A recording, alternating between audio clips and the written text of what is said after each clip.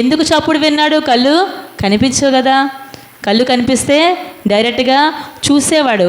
మనం కళ్ళు ఉన్నాయి కాబట్టి ఏం జరుగుతుందో డైరెక్ట్గా ప్రత్యక్షంగా మనము చూస్తున్నాం. కళ్ళు లేని వారు చూడలేరు. కానీ దేవుడు వారికి ఇచ్చినటువంటి ఒక ప్రత్యేకమైన వరమనే చెప్పుకోవాలి. ఏంటంటే చాలా చక్కగా వారికి వినగలిగే ఆ యొక్క ఇది ఉంటుంది, ఒక వరమే అని చెప్పుకోవాలి. వాళ్ళు చాలా చక్కగా వినగలుగుతారు కొంతమంది. ఇంకొంతమంది అయితే చక్కగా పాడగలుగుతారు. ఎప్పుడైనా చూడండి, గుడ్డివారు త్రోవ పక్కన ఎక్కడైనా మనం బయటికి వెళ్ళేటప్పుడు చూసినప్పుడు కొంతమంది పాటలు పాడుతూ కనిపించారు ఎప్పుడైనా? చాలా చక్కటి స్వరం ఉంటుంది వాళ్ళకి, చాలా అంటే చాలా బాగుంటుంది. దేవుడిచ్చిన వరం. వారిలో ఒక అంగవైకల్యం, వారిలో ఒక లోపం ఉన్నా దేవుడు వారిలో ఒక వరాన్ని కూడా పెట్టాడు. ఏంటండి? లోపం ఉన్నప్పటికీ వరాన్ని కూడా పెట్టాడు. కనిపించకపోయినా వారు చక్కగా దేవుడిచ్చిన స్వరంతో పాడగలుగుతారు. అలాగే చక్కగా ఏంటండి వినగలుగుతారు. నిజంగా ఎవరి వరకు మనం చెప్పవసరం లేదు, కానీ మనం పీటర్నే ఉదాహరణగా తీసుకోవచ్చు. పీటర్కి అసలు ఏమీ కనిపించదు, కానీ చక్కటి స్వరం దేవుడిచ్చాడు కదా. పెద్ద పెద్ద పాటలు కూడా పాడేస్తాడు. ఏంటండి? జాన్ వెస్లీ గారి పాటలు చాలా చక్కటి స్వరం ఇచ్చాడు.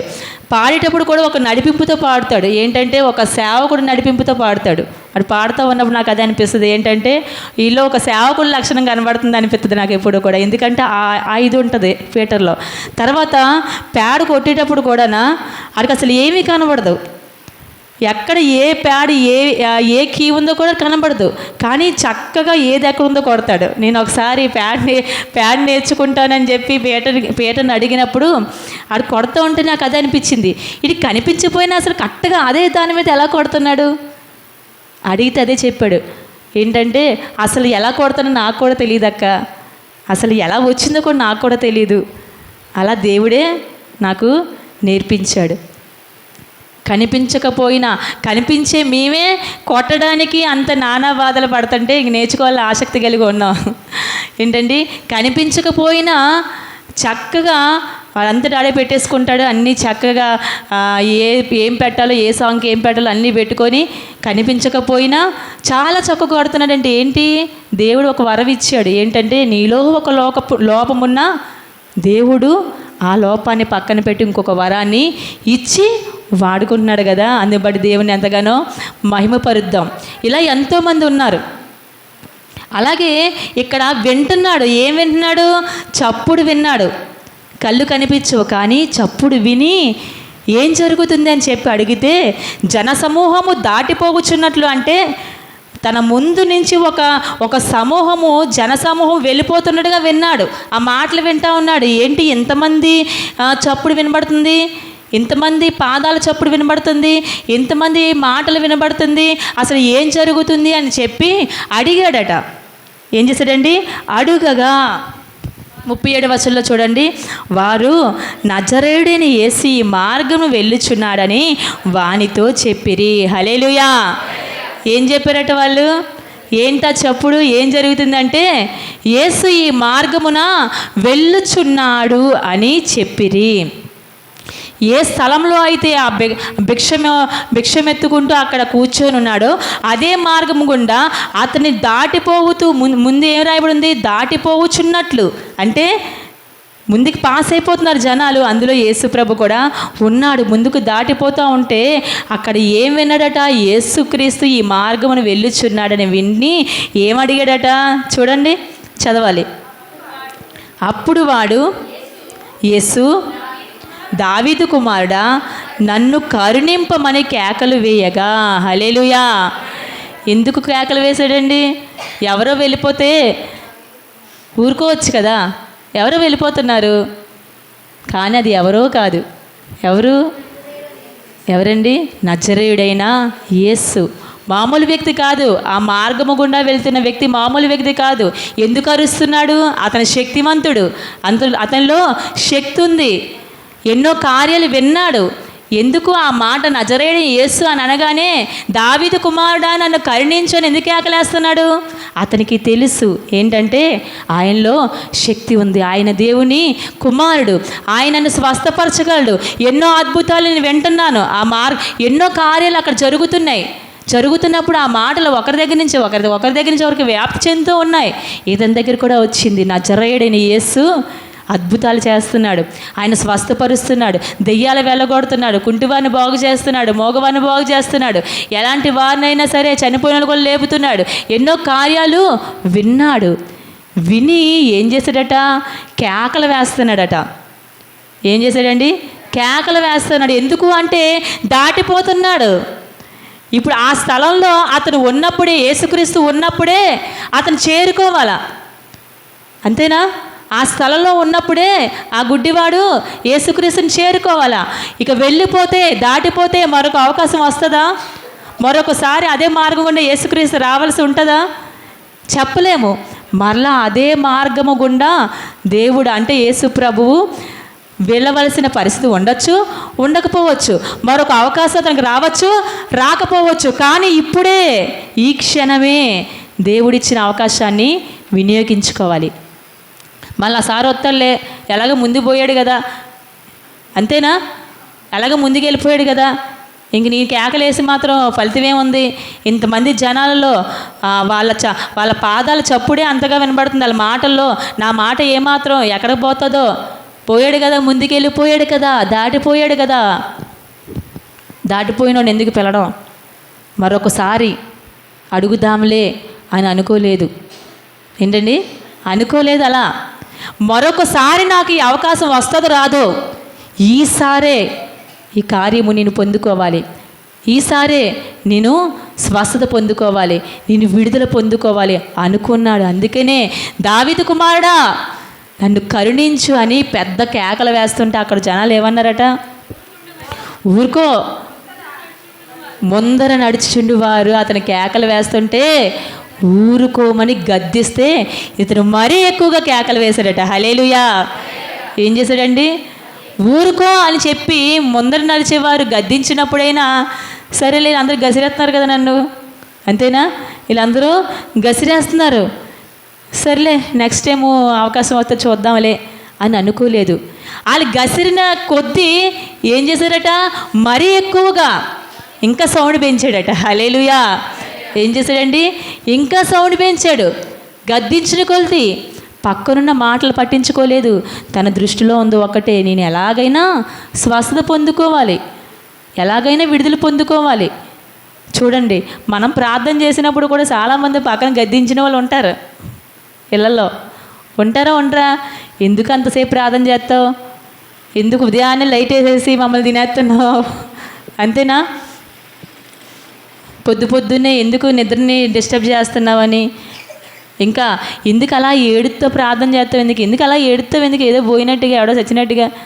అన్ని వాళ్ళు ఉన్నారు కదా, ఎవడో చచ్చినట్టు ఎందుకు ఏడుతున్నావు, మేము బతికే ఉన్నాం కదా అని ఇంట్లో అనేవాళ్ళు కూడా ఉంటారు.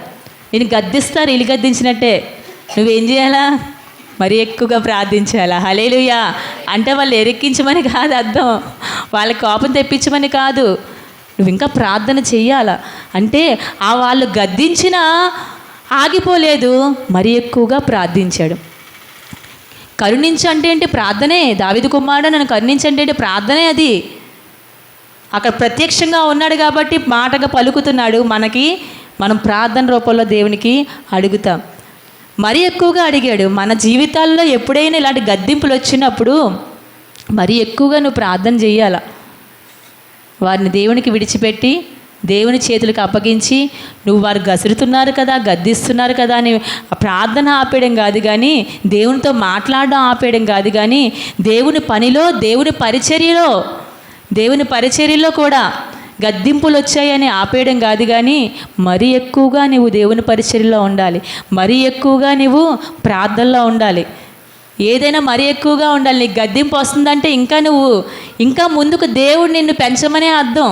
శక్తి సరిపోవట్లేదు, ఇంకా దాన్ని మెరుగుపరచమనే అర్థం. వీళ్ళు ఏం చేస్తున్నారట? ఇక్కడ గుడ్డివాడు మరీ ఎక్కువగా కేకలు వేశాడట. వాళ్ళతో నాకు అనవసరం, వాళ్ళు ఏమైనా నన్ను బాగు చేస్తారా, వాళ్ళు ఏమైనా నన్ను స్వస్థపరుస్తారా, వాళ్ళు ఏమైనా నన్ను ఏమైనా నడిపిస్తారా, ఒకటే అనుకున్నాడు. మనం చాలాసార్లు మనుషుల మాటను మాత్రం పట్టించుకుంటాం, మనకు కావాల్సింది వదిలేస్తాం. అవునా? ఆ గుడ్డివాడికి కావాల్సిన స్వస్థత అది వదిలేసి వీళ్ళ మాట పట్టించుకుంటే స్వస్థత దొరుకుతుందా? దొరకదు. ఆ గుడ్డివాడు అనుకున్నాడు, వీళ్ళు నన్ను ఎంత గద్దించినా పర్లేదు, వీళ్ళని బాగు చేస్తారా, స్వస్థపరుస్తారా, నాకేమైనా ఎత్తర చేస్తారా, నా అప్పులేం తీరుతారా? వీళ్ళనేమి చేయలేదు. చీచేవాడు వెళ్ళిపోతున్నాడు. అతన్ని మాత్రం పట్టుకోకపోతే ఈసారి మిస్ అయిపోయాడంటే మరలా మాత్రం దొరుకుతాడు దొరకడో చెప్పలేం అని ఏం చేశాడట, మరీ ఎక్కువగా కేకలు వేశాడట. చూడండి, అప్పుడు ఏం చేశాడట యేసు ప్రభు, అంతటా యేసు నిలిచి వానిని తన యొద్దకు తీసుకొని రమ్మనెను. హల్లెలూయా. ఇక్కడ యేసు ప్రభు కేకలు వేస్తే నిలిచిపోయాడట. నేను అనుకుంటాను ఎందుకు నిలిచిపోయాడు అంటే 2 విషయాలు అనుకుంటున్నాను. ఏంటి 2 విషయాలు అంటే, ఒకటి దావీదు కుమారుడా ఆ మాట, రెండవది నన్ను కరుణించు. ఈ 2 మాటలు ఆపేసే. హల్లెలూయా. ఈ 2 మాటలు యేసు ప్రభుని ముందుకు వెళ్లకుండా ఆపేసాయి. దావీదు కుమారుడా అని సంబోధించి మాట్లాడుతున్నాడు ఈ గుడ్డివాడు. నాకు తెలిసినంతవరకు అంతవరకు యోసేపు ఎవరి కుమారుడు అండి? యేసుక్రీస్తు. మరియా యోసేపు కుమారుడు కదా. చాలాసార్లు పరిశుద్ధ గ్రంథంలో కూడా ఏమని రాయబడి ఉంది, ఇతడు యోసేపు కుమారుడు కాడా, ఇతడు మరియ కుమారుడు కాడా, అదే కదా వ్రాయబడి ఉంది. మరి ఇతనేంటి ఎలా పిలుస్తున్నాడు? దావీదు కుమారుడా. గుడ్డోడికి ఎలా తెలిసిందో గుడ్డివాడికి ఎలా తెలిసింది? దావీదు కుమారుడా, ప్రత్యేకమైన పిలుపు. నాకు తెలిసినంతవరకు అంతవరకు ఎవరు వచ్చి బోధకుడా, లేదంటే ఒక రబ్బీ అనో, బోధకుడనో, లేదంటే రక్షకుడనో, లేదంటే నువ్వు దేవుని కుమారుడు అనో, ఇంకా ఏదో పిలుపులతో పిలిచుండొచ్చు. ఏంటండి, ఇంకా ఏదో పిలుపుతో పిలిచి ఉండొచ్చు యేసు ప్రభుని. కానీ ఇతను దావీదు కుమారుడా అంటున్నాడు. ఆ మాట ఎవరి చెవిన పడింది? యేసు ప్రభు చెవిన పడింది. దావీదు కుమారుడు అని ఎవరు పిలుస్తున్నారండి? యేసు ప్రభుని పిలుస్తున్నారు. అసలు ఎందుకు దావీదు కుమారుడిగా యేసు ప్రభు పేరు వచ్చింది? యేసు ప్రభుని ఎందుకు పిలిచారు? అసలు దావీదుకి ఎందుకు అంత ఘనత వచ్చింది? యేసుక్రీస్తుకి తండ్రిగా దావీదుకి ఎందుకంత ఘనత వచ్చింది? చూడండి, మత్తయి సువార్తకు మనం వెళ్తే అదే అధ్యాయం అలా పెట్టి మనం మత్తయి సువార్తలోకి వెళ్ళాం అనుకోండి. మత్తయి సువార్త 1వ వచనం చూడండి, 1వ అధ్యాయం. అబ్రహాము కుమారుడకు దావీదు కుమారుడైన యేసుక్రీస్తు వంశావళి. హల్లెలూయా. ఈ మాట ఎప్పుడైనా చదివారండి? మత్తయి సువార్త 1వ అధ్యాయము 1వ వచనం. అబ్రహాము కుమారుడైన దావీదట, దావీదు కుమారుడైన యేసుక్రీస్తట. ఇక్కడ మనం అనుకోవచ్చు, అబ్రహాం కుమారుడు ఇస్సాకు కదా. అబ్రహాం కుమారుడు ఎవరండి? ఇస్సాకు కుమారుడు అబ్రహాము కుమారుడు ఇస్సాకు కుమారుడు యాకోబు కుమారుడు చాలామంది ఉన్నారు కదా. అందులో యోసేపు మీకు తెలిసిన వ్యక్తి. అయితే ఇక్కడ వీళ్ళందరిని వదిలేసి అబ్రహాము కుమారుడు దావీదట, తర్వాత దావీదు కుమారుడు యేసుక్రీస్తట. దావీదు కుమారుడు ఎవరు? సొలొమోను. అవునా? ఇంకా వారి తరం నుంచి బోళ్ళు ఉన్నాయి కదా, చాలామంది ఉన్నారు. కానీ ఇక్కడ ముగ్గురితో గన్షాట్గా తేల్చేశాడు దేవుడు. ముగ్గురే. ఎన్ని తరాలో తెలుసా? 42 తరాలు. ఆ కిందకి వెళ్తే చూడండి ఒకసారి, 17వ వచనంకి వెళ్ళిపోదాం. ఇట్లు అబ్రహాము మొదలుకొని దావీదు వరకు 14 తరములు. హల్లెలూయా. అక్కడ తాపుదాం. ఏంటంటే అబ్రహాము మొదలుకొని దావీదు వరకు అట ఎన్ని తరాలట? 14 తరాలట. చూడండి, ఆ 2వ వచనం 1వ అధ్యాయం 2వ వచనం రాయబడి ఉంటుంది. అబ్రహాము ఇస్సాకు కనెను, ఇస్సాకు యాకోబు కనెను. అలా ఎక్కడి వరకు? 6వ వచనం వరకు చూడండి, యెషయా రాజైన దావీదును కనెను. అక్కడి వరకు ఎన్ని తరాలట చెప్పాలి? 14 తరాలట. అంటే నా తరం తర్వాత ఇంకొకరు, వాళ్ళ పిల్లలు అలాగే ఎన్ని తరాలు? 14 తరాలు. ఎక్కడి నుంచి? అబ్రహాము నుంచి దావీదుకి 14 తరాలట అక్కడ. అందుకే ఆ 14 తరాలు కూడా రాశాడు దేవుడు, వరుసగా రాశాడు. చూడండి అక్కడ అబ్రహాం ఇస్సాకని, ఇస్సాకు యాకోబుని, అలాగా 6వ వచనం వరకు కూడా 14 తరాలు వచ్చేస్తున్నాయి, ఒకరి తర్వాత ఒకరి తర్వాత ఒకరు. ఆ తర్వాత చూడండి 7వ వచనం నుంచి 6వ వచనం కింద నుంచి దావీదు సొలొమోను కన్ను. అక్కడి నుంచి మరలా చూడండి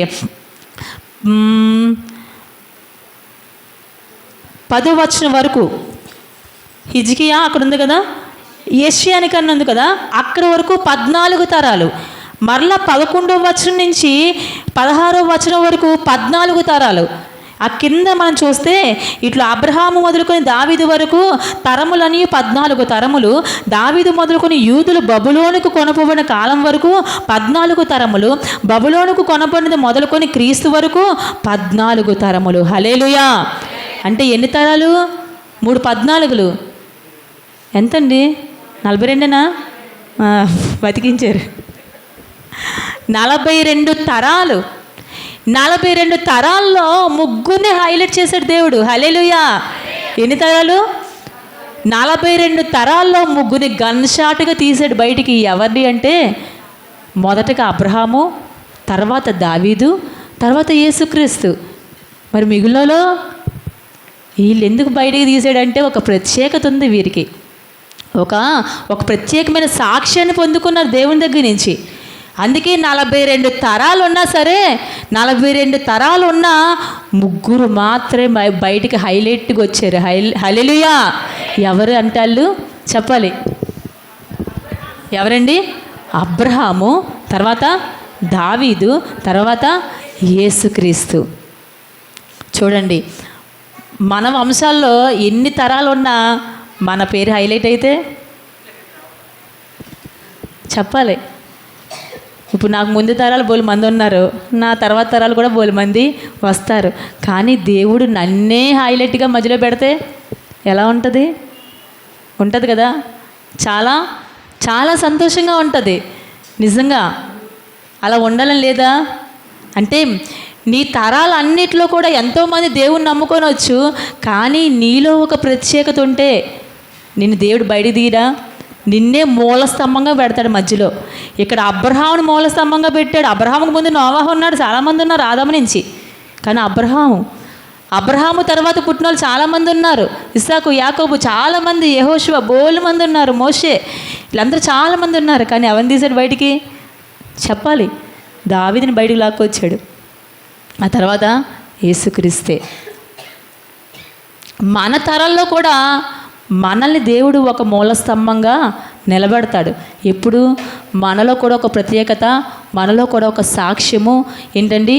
దేవుని గురించినటువంటి ఒక ప్రత్యేకమైన జీవితాన్ని మనం జీవిస్తే మన తరాలు, అంటే ఇప్పటికి ఎన్ని తరాలు పోయాయో మనకు తెలియదు.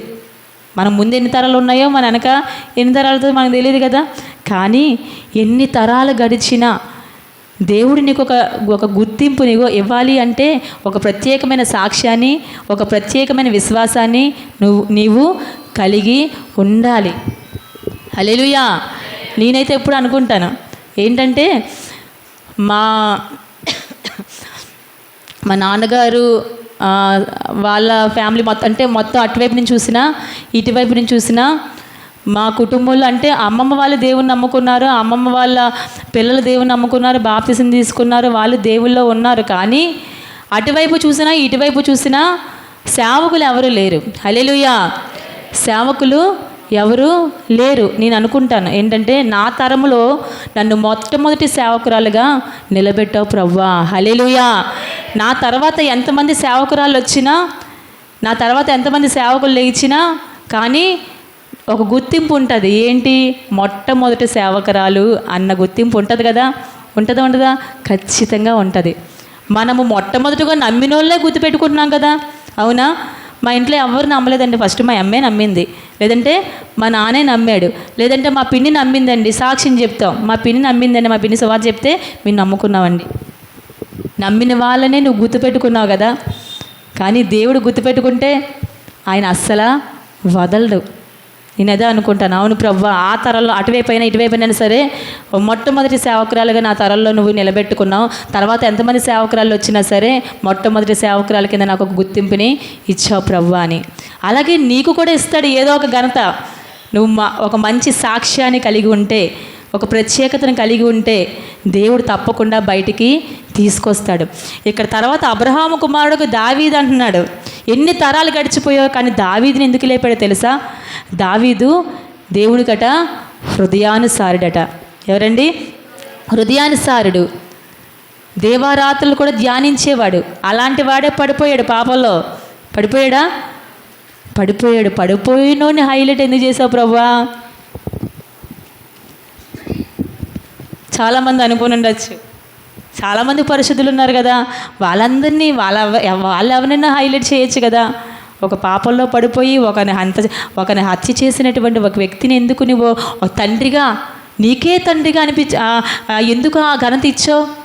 దేవుడికే తండ్రి అంటే యేసుక్రీస్తుకే తండ్రిగా ఎందుకు ఆ ఘనత ఇచ్చావు అంటే ఒక కారణం ఉంది.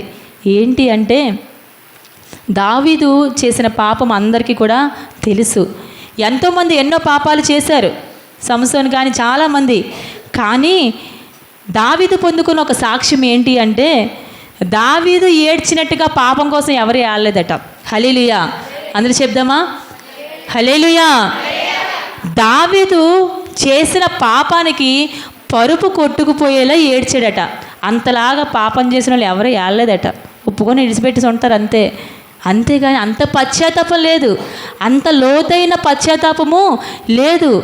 పరుపు కొట్టుకుపోయేలా అంతలా ఏడ్చాడంటే చేసిన పాపానికి ఎంత పశ్చాత్తాపడ్డాడో, ఎంతగా ఏడ్చాడో. ఇక మరి ఎన్నడూ నేను పాపం చేయనయ్యా, నేనైనా ఇలా చేసింది. దేవారాత్రులు యెహోవాను ధర్మశాస్త్రం ధ్యానించేవాడు ధన్యుడు అని చెప్పి నేనేనా ధర్మశాస్త్రాన్ని వదిలేసి మేడెక్కి ఏంటంటే చూడకూడదు నేను చూసి పాపం చేసి దాన్ని కప్పిపుచ్చుకోవడానికి ఒకరిని చంపేసి ఒకరిని చంపించి అంతేనా? నేనైనా ఎంత చేసింది?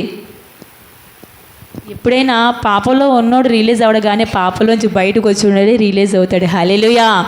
ఈ పాపంలో నుంచి బయటకు వచ్చినోడికి ఉంటుంది నిజంగా. ఎవరైనా కానివ్వండి, ఆ గత జీవితాన్ని గుర్తు చేసుకుంటే ఒక అసహ్యం పుడుతుంది, ఒక రోత, ఒక అసహ్యం పుడుతుంది. నేనేనా ఎంత చండాలమైన పని చేసింది? నేనేనా ఇంత అసహ్యమైన పని చేసింది? నేనేనా? ఎందుకు ప్రభువా నేను అలా ఎలా వెళ్ళిపోయాను? ఎంత మంచిగా ఉండేదాన్ని కదా, ఇంతగా ప్రార్థన చేసుకునేదాన్ని కదా, నేను ఎలా వాళ్ళ మాయలో పడిపోయాను? ఎలా ఒక మాయలో పడిపోయాను? ఎలా నా దేహాన్ని నేను పాడు చేసుకున్నాను? ఇంత మంచిగా, ఇంత పరిశుద్ధంగా అసలు అందరినీ అవాయిడ్ చేసుకుంటూ ముందుకు వెళ్ళిన నేను ఎందుకు ఈ విషయంలో పడిపోయాను అని పశ్చాత్తాపం ఉంటుంది చూడండి. వాళ్ళు దేవారాత్రులు ధ్యానించడంగా దేవారాత్రులు ఏడుస్తూనే ఉంటారు. రాత్రి పగల్లో కూడా దాన్నే గుర్తు చేసుకుంటూ ఏడుస్తూ ఉంటారు. అటువంటి ఏడుపు ఎవరు ఏడ్చారంటే దావీదు ఏడ్చాడట. ఎలా? పరుపు కొట్టుకుపోయి అంత పశ్చాత్తాపడ్డాడట చేసిన పాపాన్ని బట్టి. ఇక ఎన్నడూ ఆ పాప పని నేను చేయనయ్యా, ఇక ఎన్నడూ కూడా నేను అటువంటి జోలికి నేను వెళ్ళనయ్యా అంతగా ఏడ్చాడు. కాబట్టే అటువంటి పశ్చాత్తాపము ఆ తరాల్లో ఏ తరంలో లేదు. కాబట్టే దావీదుని బయటికి తీసుకొచ్చాడు దేవుడు. హల్లెలూయా. దావీదుకే ఏంటండి, యేసయ్యకే తండ్రిగా దావీదు పిలబడ్డాడు. దావీదు కుమారుడు అని ఎవరిని పిలుస్తున్నారు? యేసుక్రీస్తుని పిలుస్తున్నారు. ఎంత ఘనత అండి అసలు! ఒక మనిషి పేరు, ఒక మనిషి దేవుడికి తండ్రిగా మారిపోయాడంటే అది ఎంత ఘనత! ఎందుకు వచ్చిందంటే ఒక స్పెషాలిటీ ఉంది దావీదులో, లోతైన పశ్చాత్తాపం. నీలో ఏదైనా ఉంటే ఒక ప్రత్యేకత ఖచ్చితంగా దేవుడు మనల్ని కూడా అలానే నిలబెడతాడు. తర్వాత దావీదు కుమారుడైన యేసుక్రీస్తు, దావీదు తరం నుంచి యేసుక్రీస్తు వరకు ఎన్ని తరాలని చెప్పుకున్నాం? 14 తరాలు. ఎన్ని? 14 కాదు, 24 తరాలు. అంతేనా? అబ్రహాము నుంచి దావీదుకు 14 తరాలు, దావీదు నుంచి బబులోని కొనుపోయి 14 తరాలు, అక్కడి నుంచి యేసుక్రీస్తు వంశాలు 14 తరాలు. అంటే దావీదు నుంచి యేసుక్రీస్తుకి 24 తరాలు ఉన్నాయి మధ్యలో. 24 తరాలలో దేవుడు యేసుక్రీస్తుని, తండ్రి అయిన దేవుడు యేసుక్రీస్తుని హైలైట్గా పెట్టాడు. ఎందుకంటే ఆయన ఆ మహిమగల రాజ్యాన్ని విడిచిపెట్టి మన కోసం ఈ లోకానికి వచ్చాడు. 42 తరాల్లో 3 హైలైట్. ఎవరెవరు? అబ్రహాము, దావీదు, యేసుక్రీస్తు. యేసుక్రీస్తు చూడండి, యేసయ్య జక్కయ్య కూడా మాట చెప్పాడు. ఏంటి? ఇతడు అబ్రహాము కుమారుడే అన్నాడు కదా. ఇతడు అబ్రహాము కుమారుడే అని జక్కయ్యని యేసుప్రభు అన్నాడు కదా. గుడ్డివాడు యేసుప్రభుని ఏమంటున్నాడు? దావీదు కుమారుడు. ఎంత గొప్ప ఘనత అబ్రహాముకి దావీదుకి దేవుడు ఇచ్చాడో. అయితే ఎందుకు ఇదంతా అంటే, అతను పిలిచిన పిలుపు దావీదు కుమారుడా. నీ పిలుపు ఎప్పుడైనా దేవుణ్ణి ఆపిందా? ఎప్పుడైనా నీ పిలుపు ఏమని పిలుస్తున్నావు? ఏమని ప్రార్థన చేస్తున్నావు? దావీదు కుమారుడా అన్న ఆ మాట తప్పమని అక్కడే దాటిపోతున్నాడు యేసుప్రభు. అసలు జనసమూహంలో ముందుకు వెళ్ళిపోయాడు, కానీ నిలిచిపోయాడు. ఎందుకంటే ఒక పిలుపు వినిపిస్తుంది, దావీదు కుమారుడా నన్ను కరుణించు అని ఒక కేక యేసుక్రీస్తుని అక్కడ నిలిచిపోయేలా ముందుకు వెళ్ళకుండా ఆపేసింది. ఆపేసి ఏమని చెప్తున్నాడు యేసుప్రభు? వానిని చదవాలి, చదువుదాం.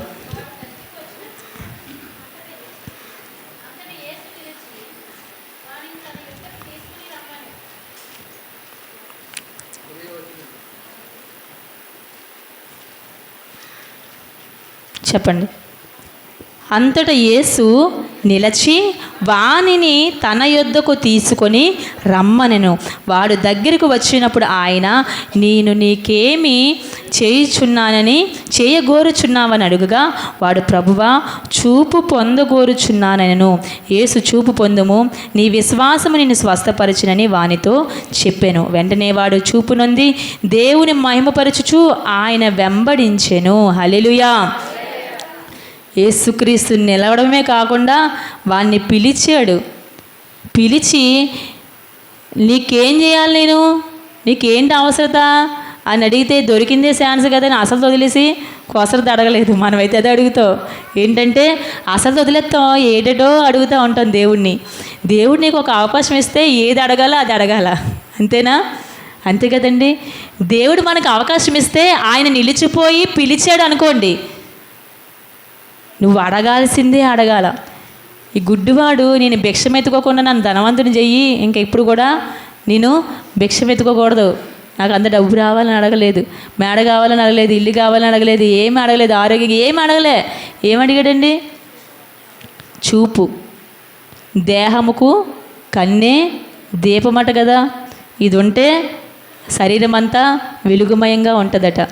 చూపు లేని వారి ఇబ్బందులు చాలా ఘోరం, వారి పరిస్థితి చాలా వేదనకరం. అది అనుభవించిన వాళ్ళకి మాత్రమే తెలుస్తుంది. వెళ్ళాడు, ఏది అవసరమో అదే అడిగాడు. ఏంటి? నేను చూపు పొందగోరుచున్నాను అంటే చూపు పొందు అని చెప్పి ఆయన స్వస్థత ఇచ్చాడట. ఎందుకు ఆయన ఆ గుడ్డివాడు స్వస్థత పొందుకోవడానికి కారణం ఏంటి అంటే, దాటిపోయినా ఆగిపోలేదు. అర్థమవుతుందండి? యేసుప్రభు ఆ మార్గంలో వెళ్తున్నాడు, దాటిపోయినా ప్రయత్నం ఆపలేదు, దాటిపోయినా ప్రయత్నాన్ని ఆపలేదు, గద్దించిన ప్రయత్నాన్ని విరమించుకోలేదు. అర్థమవుతుందండి? దాటిపోయినా తన ప్రయత్నాన్ని పిలవడం ఆపలేదు, గద్దించినా విరమించేసుకోలేదు. ఇంకా నేను పిల్లలను ఎందుకులే, వెళ్ళిపోయాడు కదా, మరొకసారి చూసుకుందామలే అని విరమించుకోలేదు. దావీదు కుమారుడా అని పిలిచాడు. ఆ పిలుపు యేసు ప్రభువునే ఆపేసింది. నిలిచిపోయాడు. ఆయన పిలమన్నాడు, నిలిచిపోయాడు, పిలిచాడు, ఏం కావాలని అడిగాడు, స్వస్థనిచ్చాడు. అన్నీ జరిగాయి. మరి మన పిలుపు దేవుణ్ణి ఆపుతుందా? మన పిలుపు దేవుణ్ణి నీకేం కావాలి అని అతను అడిగినట్టుగా మనల్ని అడుగుతుందా? మనము ఆ విషయంలో ఏదైతే ప్రార్థిస్తున్నామో ఆ విషయంలో బయటకు వస్తున్నామా అంటే లేదని చెప్పుకోవాలి. ఉందండి? ఉందా లేదా? లేదు అని చెప్పుకోవాలి. ఎందుకంటే నీ పిలుపు యేసుప్రభుకి వినబడేంతగా వెళ్ళటం లేదు. ఎవరో గద్దితే ఆగిపోతున్నావు, ఎవరో ఏదంటే విరమించేసుకుంటున్నావు, ఎవరో ఏదో మాట అంటే ముందుకెళ్ళడం మానేసి ఇంకా చాలా స్లో అయిపోయింది బండి, అంతేనా? తగ్గిపోయింది, ప్రార్థన తగ్గిపోయింది, దేవుని పనిలో ఉత్సాహం తగ్గిపోయింది. ఎవరో ఏదో అన్నారు, దేవుడు ఒకటే చెప్తున్నాడు, నీకు కార్యం జరగాలంటే నీ దృష్టి నా మీదే ఉండాల. పక్కోళ్ళు 10 మాటలు అనొచ్చు, వాళ్ళు ఊరుకు అనొచ్చు, గద్దించవచ్చు, ఏదో ఒకటి అనొచ్చు నిన్ను. నువ్వు మరీ ఎక్కువగా ముందుకెళ్ళాలి తప్ప ఉన్నది కూడా ఆపేసి వెనక్కి వెళ్ళిపోకూడదు. అర్థమవుతుందండి? ఏం చేయాలి మనం?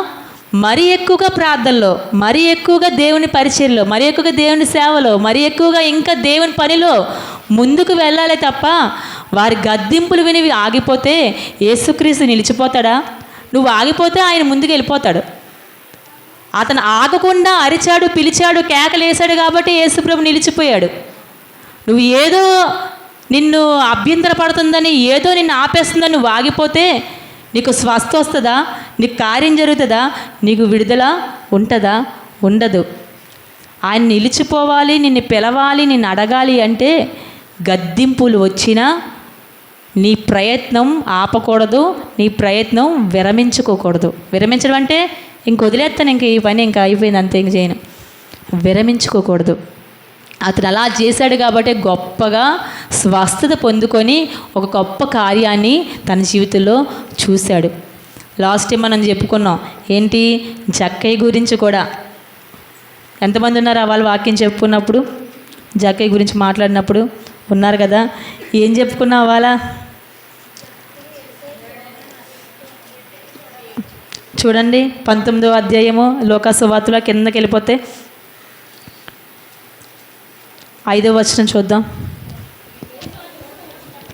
యేసు ఆ చోటికి వచ్చినప్పుడు కన్నులెత్తి చూచి, జక్కయ్య త్వరగా దిగుము, నేడు నేను నీ ఇంట ఉండవలసి ఉన్నదని అతనితో చెప్పగా. ఏం చెప్పాడు? ఆ చోటికి వచ్చినప్పుడు చూచి, అండర్లైన్ చేసుకోండి. ఇందాక నిలచి, పిలచి 2 మాటలు. నిలిచిపోయాడు, గుడ్డివాడిని పిలిచాడు. ఇక్కడ చూచి మరలా పిలిచి దిగు అన్నాడు కదా. జక్కయ్య దిగు అన్నాడు. ఆ చోటుకు వచ్చినప్పుడు చూశాడు, అలాగే దిగు అని చెప్పి పిలిచాడు. అక్కడ నిలిచిపోవడానికి, పిలవడానికి అతడి ప్రయత్నమే. అతను ఆపకుండా ముందుకు పిలవడం, అడగడం, ప్రయత్నం విరమించకపోవడం. ఎక్కడ కూడా ఏంటి అంటే మీకు తెలుసు, లాస్ట్ టైము మనము చెప్పుకున్నాం. ఎందుకు చూశాడు, ఎందుకు పిలిచాడు అంటే జక్కయ్య ఆసక్తిని బట్టి. ఏంటండి? ఆసక్తిని బట్టి. అందరు జనసమూహంలో పొట్టివాడైనందువల్ల కనిపించలేదు. కనిపించకపోతే ఇంకెందుకులే అని ఇంటికి వెళ్ళిపోయాడా? చెప్పాలి, అందరూ రెస్పాండ్ అవ్వాలా, మాట్లాడాలా. ఉపవాసం ఉండి అంత నీరసం అయిపోతే ఇంకెలాగమ్మా చెప్పండి? వెనక్కి వెళ్ళిపోయాడా? ప్రయత్నాన్ని ఆపేసుకున్నాడా? ముందుకెళ్ళాడా? ముందుకెళ్ళాడు.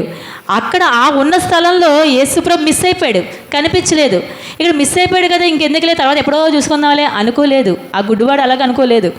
ఈ వ్యక్తి కూడా అలా అనుకోలేదు. ఏం చేశాడు? యేసు ఆ మార్గమును వెళ్తాడని తెలిసి, అంటే ఈ వీధిలో నుంచి అలా వీధిలోంచే రావాలా, ఈ వీధి కటింగ్ అలా వీధిలోనే ఉంది, నేను అక్కడికి యేసుప్రభు వచ్చేలోపు నేను అటు సైడ్ నుంచి ఎదుర్కొంటాను అన్నట్టుగా ఏం చేశాడు? యేసుక్రీస్తుకు ముందుగా, అక్కడ వ్రాయబడి ఉంది చూడండి, ముందుగా అని ఉంటుంది.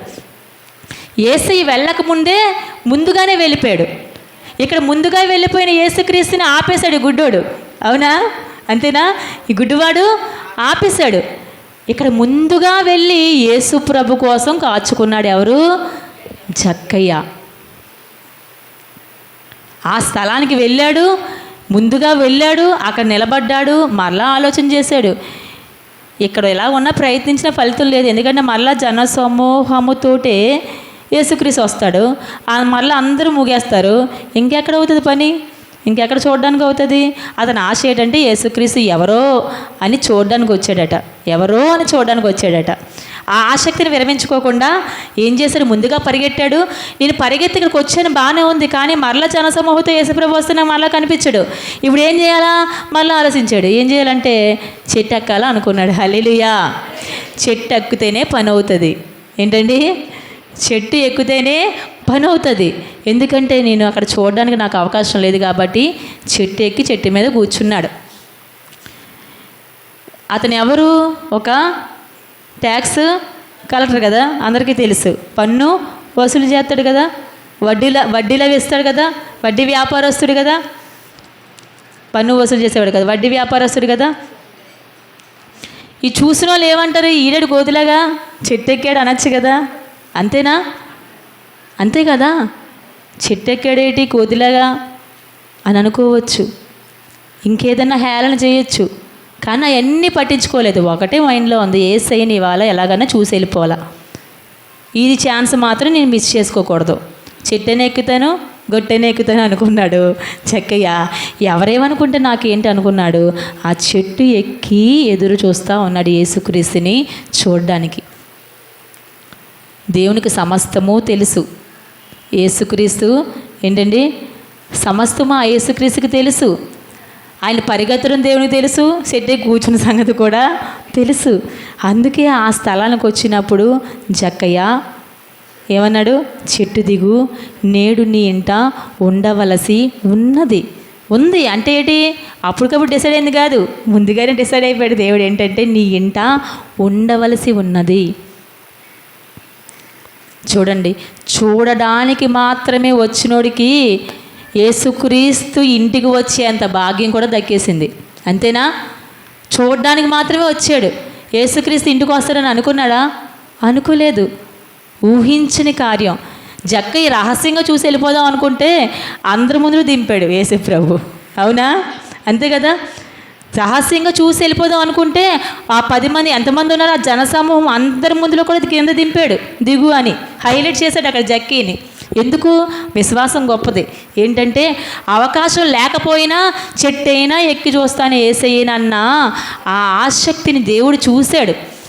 అందుకే దేవుడు ఏం చేస్తాడు తెలుసా, అటువంటి వారిని గుంపులో గోవిందలు వదిలేడు, అలా బయటికి లాక్కొస్తాడు. ఇక్కడ అబ్రహాముని దావీదుని లాక్కొచ్చినట్టుగా అక్కడ రక్తస్రావం గల స్త్రీ రహస్యంగా ముట్టేసి ఏంటండి స్వస్థ పొందుకొని మెల్లగా వెనక జారుకుంటే ఏం చేశాడు, పిలిచాడా? నాలో నుంచి ఒక ప్రభావం బయటికి పోయింది. దేవుడు వదలడు ఖచ్చితంగా. ఎందుకు ఆమెను వెనక పిలిచాడంటే విశ్వాసం గొప్పది. ఆవిడ ఎవరిలోని లేదు ఆ విశ్వాసం. ఏంటంటే వస్త్రపు చెంగు మాత్రం ముట్టుకుంటే బాగుపడిపోతానన్న విశ్వాసం ఎవరిలో చూడలేదు దేవుడు. అందరూ ప్రత్యక్షంగా స్వస్థ పొందుకుంటున్నారు. ఏసే దగ్గరికి వెళ్ళి, అయ్యా నాకు గుడ్డువాడిని నాకు చూపునివ్వా, నేను గుడ్డువాడిని నాకు కాలు ఇవ్వా, నాకు బలహీనత ఉంది నాకు స్వస్థ ఇవ్వా అంటే ఈవిడ మాత్రం ఏసేని డిస్టర్బ్ చేయను, ఆయన వస్త్రాన్ని మాత్రమే ముట్టుకుంటాను. ఆవిడ విశ్వాసం ఏంటండి చాలా గొప్పది. ఏసేని ఏమాత్రం డిస్టర్బ్ చేయను, నాకు భయం కూడా అడగాలంటే అమ్మో అనుకుంది. వస్త్రాన్ని మాత్రమే ముట్టుకొని వెళ్ళిపోతాను అనుకుంది. ముట్టుకుంది, స్వస్థ పొందుకుంది. మెల్లగా వెళ్ళిపోతుంటే ఎక్కడికి వెళ్తావు, రావాల్సిందే. మధ్యలోకి తీసుకొచ్చాడు. ఎవరు నన్ను ముట్టుకుంది అంటే నేనేనయ్యా అని చెప్పి మధ్యకి వచ్చింది. అక్కడ ఆవిడ గణపరచబడింది. మీకు తెలుసా గణపరచబడిందా లేదా?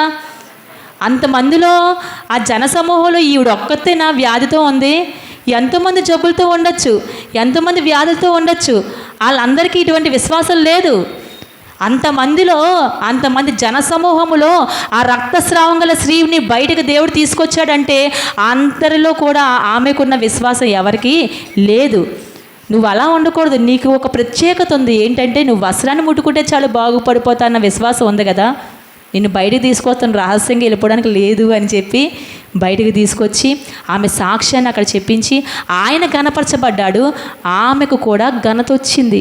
ఏంటంటే గొప్ప విడుదల పొందుకుంది. ఇక్కడ జక్కయ్య కూడా చూసి వెళ్ళిపోదాం అనుకున్నాడు. కానీ ఏం చేశాడు, అందరిలో దింపాడు.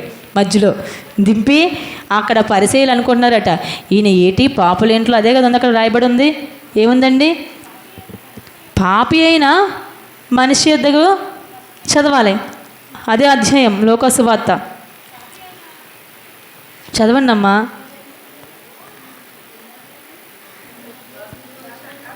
7వ వచనం, అందరూ అది చూచి ఈయన పాపి అయిన మనుషుని యొద్ద బస చేయ వెళ్ళినని చాలా సనుక్కునిరి. అందరూ ఏమనుకున్నారట, పాపి ఇంటికి వెళ్తున్నాడు ఏంటి, పాపి అయినా ఏంటండి అతనిలో ఒక ఆసక్తిని దేవుడు చూశాడు. అక్కడ చాలామంది వాళ్ళు అనుకుంటున్నారు ఏంటంటే మా ఇంటికి రావచ్చు కదా, మా ఇంటికి రావచ్చు కదా, మా ఇంటికి రావచ్చు కదా, మేము అందరం మంచోళ్ళం, మా ఇంటికి రాకుండా ఒక పాపి ఇంటికి వెళ్తున్నాడు ఏంటి. ఎందుకు అంటే ఆ ప్రత్యక్షత ఏంటంటే ఆ భాగ్యము అతనికి దక్కింది. ఎందుకంటే మీ అందరిలో లేదా ఆసక్తి, మీరు కనబడితే చూస్తారు, లేదంటే వెళ్ళిపోతారు, అంతేనా. మీరు కనబడితే చూస్తారు, కనబడిపోతే వెళ్ళిపోతారు. కానీ జక్కయ్య అలాంటోడు కాదు. చూడాలని ఆసక్తి ఉంటే చెట్టు అయినా ఎక్కుతాడు, గట్టు అయినా ఎక్కుతాడు, ఏదైనా ఎక్కుతాడు. ఆ ఆసక్తిని దేవుడు చూశాడు. అందుకే ఆ ఇంట ఉండాలని, నీ ఇంట ఉండవలసి ఉన్నదని చెప్పి ఆ ఇంటికి వెళ్ళాడు. పోయినసారి మనం చెప్పుకున్న ఇదే మాట. ఆసక్తి ఉంటే దేవుడు నిన్ను ఇంకా ఎక్కువగా ఆశీర్వదిస్తాడు, ఇంకా ఎక్కువగా దీవిస్తాడు. చూడాలని ఆశతో మాత్రమే వచ్చాడు, కానీ ఇంటికి తీసుకెళ్ళే అంత ఘనతను ఏంటండి ప్రభువు జక్కయ్యకి ఇచ్చాడు. కొన్నిసార్లు ప్రతికూల పరిస్థితులు ఉంటాయి, కానీ నువ్వు ఆసక్తి కలిగి దేవుని ప్రార్థనకు వస్తే, విన్నారండి, ప్రతికూల పరిస్థితులు ఉంటాయి. చర్చ్ అంతా మనం చెప్పుకున్నాం, చర్చ్ అంతా నిండిపోయింది, ఫుల్ జనం, కూర్చోడానికి స్థలం లేదు. ఎక్కడ స్థలం ఉంది? ఎక్కడుంది? ఆ మెట్ల మీద ఉంది, ఆ చెప్పుల దగ్గర ఉంది. నువ్వు ఈ చర్చ్ అంతా నిండిపోయింది, ఇంకెందుకులే ఇంటికి పోదాం, ఎప్పుడు జరిగే ప్రార్థనలే కదా, మళ్ళాసారి ప్రార్థనకు వద్దాంలే అని వెళ్ళిపోతే నీకు స్వస్థత, విడుదల, నీ ఆశ తీరుతుందా? తీరుతుందండి? తీరదు. జనసమూహం ఉందని వాళ్ళు గద్దించినా సరే ఆ గుడ్డివాడు ఆపకుండా అరుస్తున్నాడు కదా. ఇక్కడ జక్కయ్య అవకాశం లేదు, పొట్టుని చూడలేని పరిస్థితినే చెట్టెక్కన చూస్తున్నాడు కదా, అంటే వాళ్ళ ఆసక్తి. మరి నీకు ఆసక్తి ఉండి, నాకు స్థలం లేకపోయినా మెట్ల మీద ఉండనే దేవుని వాక్యం వింటాను, ఆ చెప్పుల దగ్గరైనా కుర్చీ వేసుకొని కూర్చుంటాను అంటే, దేవుడు ఇక్కడ ఉన్న వాళ్ళందరినీ ఒక క్షణం అలా పక్కన పెట్టి ఆ చెప్పుల దగ్గర కూర్చుని నిన్ను చూస్తాడు దేవుడు. హల్లెలూయా. అంతేనా కదా?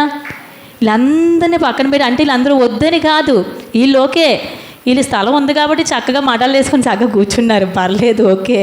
కానీ లేకపోయినా అక్కడ కూర్చున్నారు కదా. ఆయన దృష్టి వాళ్ళ వైపుకు ఎక్కువగా వెళ్తుంది. అన్నీ ఉన్నప్పుడు కూర్చొని వినడం కాదు, పరిస్థితులు ప్రతికూలంగా ఉన్నా సరే దేవుని మందిరానికి వచ్చి, ప్రతికూలంగా ఉన్నా సరే నువ్వు దేవుని సన్నిధిలో ఉండి, స్థలం లేకపోయినా సరే అడ్జస్ట్ అయ్యి, ఏదో తెప్పలు పడి నేను వాక్యం విని వెళ్ళిపోతానన్న ఆసక్తి నీకుంటే, వీళ్ళందరిపైన దేవుని దృష్టి ఉంటుంది, కానీ నీ పైన ప్రత్యేకంగా ఉంటుంది. ఎందుకంటే వీళ్ళందరూ అనుకూలతలో కూర్చున్నారు, నువ్వు ప్రతికూలతలో కూర్చున్నావు. అర్థమవుతుందండి? అనుకూలతలో కూర్చున్న వారి కంటే ప్రతికూలతలో కూర్చున్న వారినే దేవుడు ఎక్కువగా చూస్తాడు. హల్లెలూయా. ఇక్కడ జక్కయ్య ప్రతికూలంగా ఉన్నా చూడలేకపోయినా కూర్చొని ఆ చెట్టుకి చూస్తున్నాడు కాబట్టి ఇంటికి వెళ్ళాడు. ఇంటికి వెళ్ళగానే మారు మనసు వచ్చిందా? వెంటనే ఒప్పేసుకున్నాడు.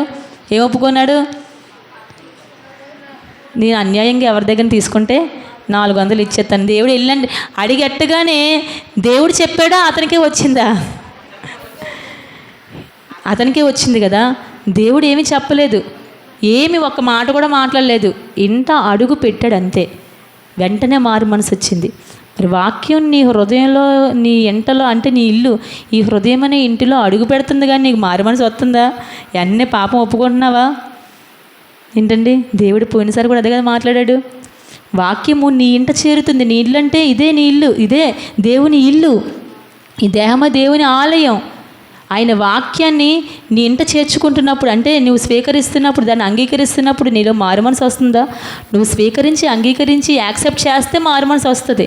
ఇక్కడ అడుగు పెట్టిన వెంటనే జక్కయ్య ఏమంటున్నాడు? 4 రిటర్ను అన్యాయంగా ఎవరిదైనా తీసుకుంటే ఇచ్చేస్తాను, నా ఆస్తిలో సగభాగం ఇచ్చేస్తాను అంటే, ఇతరును అబ్రహాము కుమారుడే. నేడు ఇంటికి రక్షణ వచ్చింది. ఇంటికి రక్షణ వచ్చిందా? ఆత్మకి రక్షణ వచ్చింది. హల్లెలూయా. ఇక్కడ ఇల్లని దేన్ని సూచనగా మాట్లాడుతున్నాడు? ఆత్మకు. నేడు ఈ ఇంటికి రక్షణ వచ్చిందంటే ఏంటి? జక్కయ్యకి రక్షణ వచ్చిందని అర్థం. నీ ఇంట దేవుని వాక్యం, అంటే ఈ దేహములోనికి ఆయన వాక్యము నువ్వు వింటున్నప్పుడు, నీలోకి వచ్చినప్పుడు నువ్వు అంగీకరించి యాక్సెప్ట్ చేసే పాపాన్ని ఒప్పుకుంటే నీకు వస్తుంది రక్షణ, జక్కయ్యకి వచ్చినట్టుగా. అంతేనా? అంతేకాకుండా ఈ వాక్యం నాది కదా పక్కోడిదే అనుకుంటే, నాది కదా నా పక్కన కూర్చున్నవాడిది, లేదంటే ఆ పక్కన వాళ్ళది, ఎదురింటి వాళ్ళది, పొరుగింటి వాళ్ళది అనుకుంటే అవుతుందా? ఇక్కడ జక్కయ్య ఇంట చేర్చుకున్నట్టునే రక్షణ వచ్చింది జక్కయ్య.